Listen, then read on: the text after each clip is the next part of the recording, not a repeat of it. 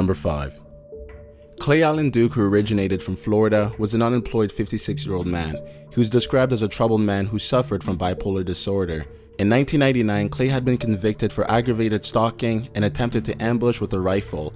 Because of it, he was sentenced to 5 years in prison and was released in January of 2004. After being released from prison, he tried to get his life back together by becoming a licensed massage therapist. However, on December 14, 2010, at approximately 2 p.m. in Panama City during a school board meeting, Clay stood up and said, "I have a motion." He held a 9mm Smith & Wesson semi-automatic pistol. As you can see in the video, Superintendent Bill Husfeld attempted to negotiate with Clay, but he denies to reason with them and begins to shoot at him and all 6 staffs. Fortunately, he missed all of them. Finally, a security guard by the name of Mike Jones opens fire at Clay twice. As Clay falls to the ground from the gunshot, he points the gun at himself and opens fire, killing himself instantly. After the whole drama, several other armed officers enters the building. The motive behind Clay's action was because the school board had terminated his wife, who was a teacher at the Panama City district. Clay had left a farewell note on his Facebook page prior to all of this. Number 4. Jared Loughner is a name that rings a bell to everyone's ears. The reason why is because he was responsible for the Tucson shooting back in January of 2011, in which he pleaded guilty for 19 charges of murder and attempted murder. But just in case you forgot about what he had done, he was responsible for the shooting of Gabrielle Gifford, an American politician from the US state of Arizona. Jared had walked up to her at a mall and shot her in the head. Luckily, Gabrielle survived the deadly attack. Jared was known to be psychotic and was a big conspiracy theorist enthusiast. In this video, you could see him walking around with his camera, vlogging the Pima College campus, in which you could tell that Jared suffers from symptoms of schizophrenia.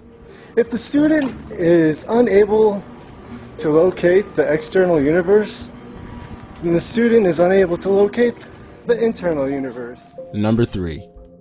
Aileen Wuornos is another common name that is known to many people. She was an American serial killer who was charged with the killings of 7 men in Florida back in 1989. She was a self-proclaimed prostitute who committed these crimes in the mode of self-defense. Aileen came from a very distorted family where her mother got married to her father at the age of 14, who was absent due to him being incarcerated and eventually killing himself in prison. At the age of 11, she began to sell her body to men in exchange of cigarettes, drugs, and food. Her grandfather would sexually assault her and would physically abuse her. She became pregnant at the age of 14 after being raped by a friend of her grandfather's. Everything went even more down south when she was sentenced to death for the murders of 6 men. In this filmed interview, you could see Aileen accusing the guards of tainting her food with poison, in which most say that she was delusional, and she then goes on to explain her version of heaven, which portrays her schizophrenic behavior. This video was filmed the day before her execution back in 2002. They had the intercom on in the room, and they kept lying that it wasn't on, and they were using sonic pressure on my head since 1997. Number 2. Robert Pickton, also known as the Pig Farmer Killer, is most likely the most notorious serial killer in Canadian history. He was charged for the murder of more than 26 people, but it is speculated that he may have killed more than 50. Using his farm as a torture chamber where he would kill his victims and feed them to his pigs, hence his nickname, the Pig Farmer Killer. In this video, Robert Pickton is seen speaking with an undercover officer. He is admitting to some of the crime he had committed and says, "They got me on this one," and wished he had killed more people. He even adds his methods of disposing bodies.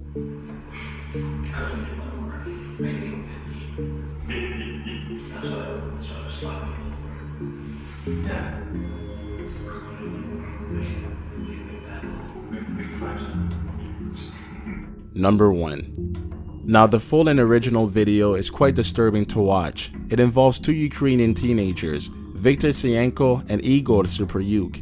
They were said to have killed more than 21 people. Their first victim was a 33-year-old local woman who was spotted by one of the teenagers, who then spun around with a hammer and struck the lady in the head. The woman's body was found the next day at 5 a.m. by her mother. Within 2 hours after committing that murder, they struck their next victim, who was sleeping on a bench. His head was smashed several times with an object, making his face almost unrecognizable. After those murders, 2,000 police officers were secretly working on those cases. Police were able to track down the teenagers from a cell phone that was on the verge of being sold at a pawn shop. Once the teenagers were captured, officials apprehended a cell phone which contained multiple video recordings of the murders, one of which was leaked on the internet, which showed the murder of a 48-year-old man that was passing by a wooded area. The middle-aged man was struck in the face with a hammer, stabbed in the eye and the abdomen with a screwdriver. The 2 teenagers were sentenced to life imprisonment in 2007, and the third accomplice was sentenced to 9 years in prison. Thank you so much for watching this video. If you enjoyed it, give it a big thumbs up, and don't forget to subscribe to us for more updates.